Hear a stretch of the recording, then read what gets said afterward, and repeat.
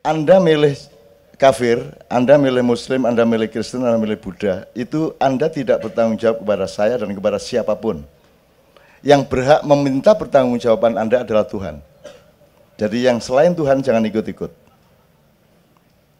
Jadi saya tidak akan mengkafirkan orang, karena itu bukan hak saya untuk mempertanyakan atau meminta pertanggungjawab. Jadi kalau akidah itu urusannya vertikal. Yang penting outputnya akhlaknya baik. Toto itu bersama saya sejak Gedung Ombo, saya ngurusin bertengkar sama Pak Harto dan kejar-kejaran sama tentara sama polisi sampai tidur di sawah segala macam yang kasus tahun 80-an akhir itu. Saya tidak pernah tanya kepada Toto agamanya apa. Baru ketika Kiai Kanjeng saya ajak umroh sama Mbak Via, Toto SMS Zaki, Zaku aku ora dijak. Loh, Islam toh? Wah. Jadi makanya saya tidak mau jadi kiai karena saya tidak mau ada di antara Anda dan Tuhan. Karena di antara Anda dan Tuhan harus kosong. Satu-satunya yang boleh jajar sama Allah di situ adalah Muhammad Rasulullah SAW. Itu kalau wiritannya wama romaita itu romaita walakinallahu harama, silakan fitnah saya, silakan kamu lemparkan keburukan dan kejahatan kepada saya, kamu lemparkan segala macam yang membunuh saya, silakan. Saya tidak memiliki nyawa saya, sehingga saya tidak akan punya hak untuk marah kepada orang yang membunuh saya, tetapi kamu berhadapan sama yang memiliki nyawa saya. Kamu pikir ini pemusik? Bukan, mereka orang yang berani mati untuk membuktikan bahwa Allah bertanggung jawab dan sayang kepada orang yang cinta kepadanya. Sabrang itu sekarang mulai merasakan anak saya itu. Sudah nangis di depan saya. Ini Leto ini kelihatannya sudah kena sawapnya Kiai Kanjeng.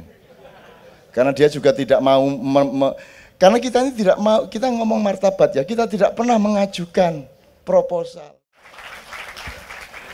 Ina, saya tambahin Ina, supaya sambil menjelaskan sambil kita dapat ilmu ya.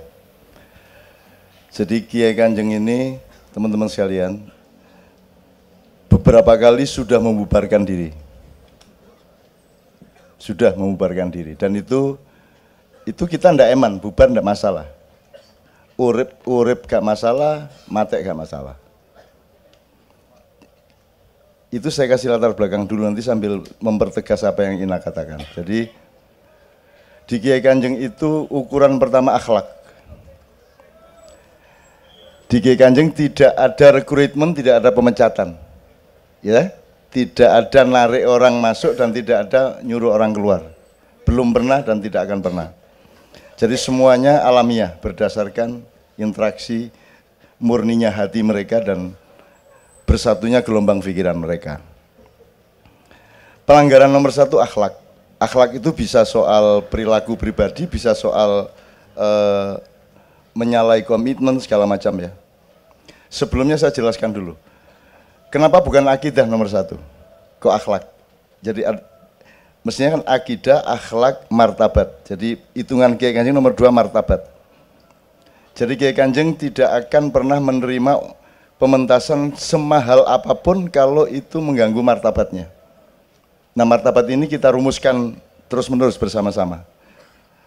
Kita tidak bisa menjadi bagian dari sebuah kepentingan, misalnya kelompok politik tertentu. Jadi ada teori sosiologi bahwa di Indonesia sekarang sebenarnya segala sesuatunya tergantung kepada sambung tidaknya bupati sama rakyat yang paling kecil di bawah. Dan itu saya pandu benar. Jadi bupati saya naikkan untuk menciptakan formula kepemerintahan dan formula pengelolaan komprehensif seluruh segi pembangunan dan manusianya.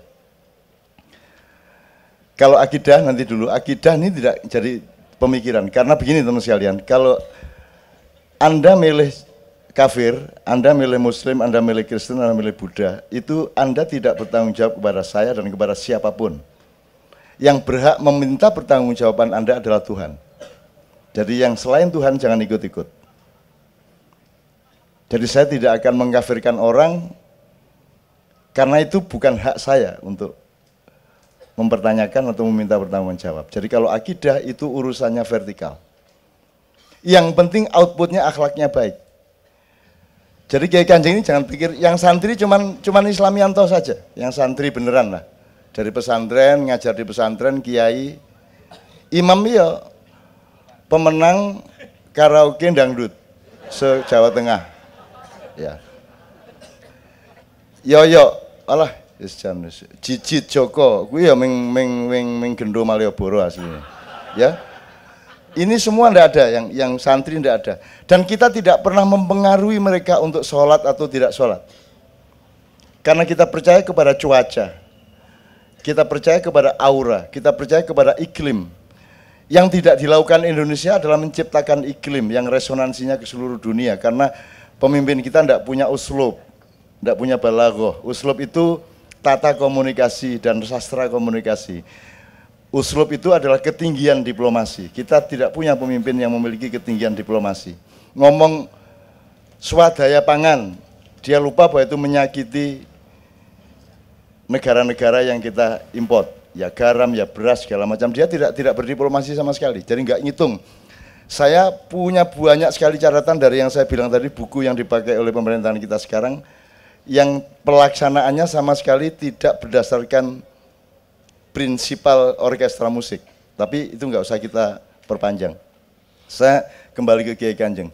Jadi saya tidak tanya, Pak Is, Toto itu bersama saya sejak Gedung Ombo, saya ngurusin bertengkar sama Pak Harto dan kejar-kejaran sama tentara, sama polisi, sampai tidur di sawah segala macam yang kasus tahun 80-an akhir itu. Saya tidak pernah tanya kepada Toto agamanya apa. Baru ketika Kiai Kanjeng saya ajak umroh sama Mbak Via, Toto SMS Zaki, Zaku aku ora dijak. Loh, Islam toh? Wah. Ternyata dia yang paling khusyuk di sana, dan Zainul Arifin yang begitu santri, begitu ahli zikir, sholawat, itu di sana ngikut Kiai Haji Toto Raharjo. Coba gue. Jadi menentukan tawaf wis ping pira itu ngikut Toto. Dan yang nangis pertama melihat Ka'bah Toto, gue absurd tenan. Absurd. Ya, dan sekalian ya. Jadi saya tidak pernah bertanya. Saya percaya kepada manusia dan saya tidak boleh kalau dia menjadi orang Islam karena saya tidak mau terdaftar di situ. Dia harus lillahi ta'ala dengan, jadi menjadi apapun dengan landasan Tuhan secara otentik gitu. Jadi makanya saya tidak mau jadi kiai karena saya tidak mau ada di antara Anda dan Tuhan. Karena di antara Anda dan Tuhan harus kosong. Satu-satunya yang boleh jajar sama Allah di situ adalah Muhammad Rasulullah SAW. Saya tidak mau terlibat di dalam daftar gangguan terhadap orang sholat. Orang sholat dalam arti syar'i maupun sholat dalam arti sosial, dalam arti kebudayaan dan seterusnya. Jadi di Kiai Kanjeng ini akidah kita biarkan tanpa kita mempengaruhi mereka untuk menjadi orang soleh. Meskipun ada lagunya kalau untuk taman aku anak soleh, rajin ngaji, apa? Rajin sholat. La ilaha illallah, Islam, yes. Nah, ada gitunya. Tapi kita tidak pernah mempengaruhi.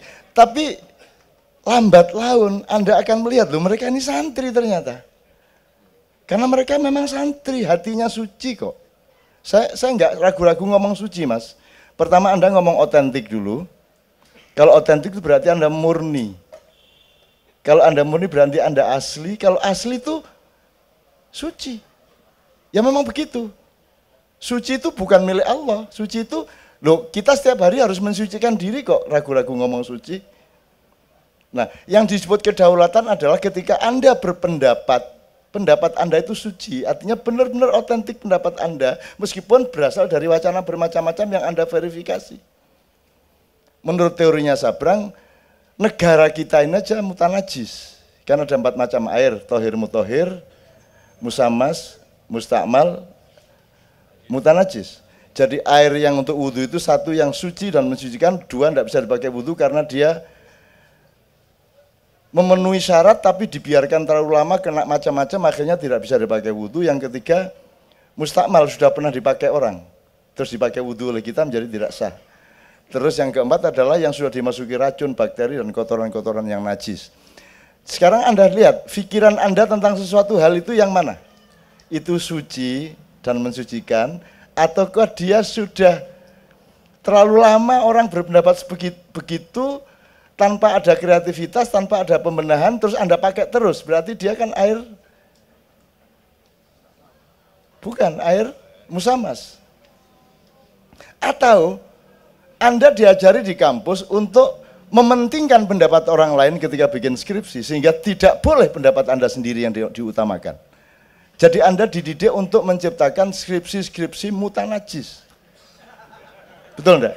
Karena Anda dilarang berdaulat atas diri Anda sendiri. Nah, saya ketika di Undip, di UNER, saya tidak mengecam seperti itu. Anda itu dilatih untuk tahu mutanajis itu bagaimana sampai tamat. Setelah itu Anda tahu untuk tidak mutanajis lagi, gitu. Kan saya akali seperti itu supaya senang hatinya dosen-dosen. Kan begitu. Itu yang namanya diplomasi, Mas. Jangan orang mau mati dibilang ya kamu insya Allah ya kata dokter sih 3,5 jam lagi ya. Sekarang tobat. Masa gitu kamu? Kan kita harus berdiplomasi, kita harus menciptakan kenikmatan yang maksimal yang sifatnya halal dan thayyib atas setiap manusia. Nah, ketika Anda berpendapat tentang kesenian, kebudayaan, jazz itu kenapa dia improv? Karena dia ingin mensucikan diri terus. Karena kalau dia seperti CD, berarti dia mustakmal. Sudah dipakai kemarin, sudah di-CD-in, kenapa lu pentasin lagi, kan begitu. Nah, itu yang disebut improvisasi, itu kan ijtihad menuju kesucian. Itu kalau kita analogikan gitu ya. Nah, sekarang silakan Anda ngukur masing-masing. Negara kita ini negara apa? Tohir mutohir apa? Musamas apa mustakmal apa mutanajis? Dulu waktu proklamasi dia masih mustakmal saja. Sudah dipakai orang Eropa, kamu pakai. Yang jajah aja pakai kerajaan, kamu republik. Yang mana yang republik lain? Thailand aja kerajaan, Jepang aja kerajaan. Gitu kan? Belanda aja kerajaan, Jerman kerajaan, Spanyol, Belgia, Monaco, semua. Semua kerajaan. Kita berlagak republik. Tapi itu pertolongan Allah kepada kita karena rajanya juga kacau. Jadi sudah hidup itu muter-muter. Jadi Anda tiap hari harus improvisasi, terus-menerus menemukan yang terbaik dari yang buruk-buruk ini. Karena tidak ada yang buruk dalam kehidupan. Karena dia bertemu dengan manusia. Dan manusia diberi akal oleh Allah, diberi kreativitas oleh Allah, diberi tajalli oleh Allah. Sehingga setiap yang buruk menjadi baik di tangan Anda. Karena Anda khalifah dan diberi fasilitas kekhalifahan oleh Allah. Kan begitu. Itu kalau wiritannya wa ma romaita idh romaita walakinallahu harama. Silakan fitnah saya, silakan kamu lemparkan keburukan dan kejahatan kepada saya. Kamu lemparkan segala macam yang membunuh saya, silakan. Saya tidak memiliki nyawa saya, sehingga saya tidak akan punya hak untuk marah kepada orang yang membunuh saya. Tetapi kamu berhadapan sama yang memiliki nyawa saya. Gitu loh teman sekalian ya. Ini ilmu tentang itu. Dan Kiai Kanjeng teman-teman sekalian, kamu pikir ini bertaruh susu anaknya untuk berani menjadi Kiai Kanjeng. Bagaimana wong kita tidak punya gaji? Mereka punya anak jijit 6, anak 5 jijit. 5 apa 6? Oh 4. Oh sing loro duyul ya. Ya. Joko 2, Imam? Dadi coro kabeh ya ta. Oke, di kamar mandi ya ta. Oke. Ya. Teman-teman sekalian, Pak Nevi masih lumayan dia guru. Ya lumayan dia puskesmas gajinya sangat kecil tapi masih bisa beli beras. Lainnya Pak Joko, Gianto, Saryanto, Doni, Imam. Blodong lumayan dosen. Nek Joko SP kuwi. Terus bagaimana kita berani hidup dengan Kiai Kanjeng? Kita tidak bikin proposal, kita tidak mengajukan untuk berkarier, kita tidak punya jaminan apapun untuk dapat nafkah. Ini bertaruh nyawa anak-anaknya, teman-teman sekalian. Apalagi saya. Gitu loh. Jadi kamu pikir ini pemusik, bukan, mereka orang yang berani mati untuk membuktikan bahwa Allah bertanggung jawab dan sayang kepada orang yang cinta kepadanya. Gimana? Mau hidup bagaimana Jijit? Apalagi Jijit ini punya problem meripatnya anaknya, Bu Jijit punya problem, terus bagaimana? Bagaimana jamin sampai 22 tahun mereka berkumpul, hidup dari mana? Siapa yang jamin? Sponsor enggak ada.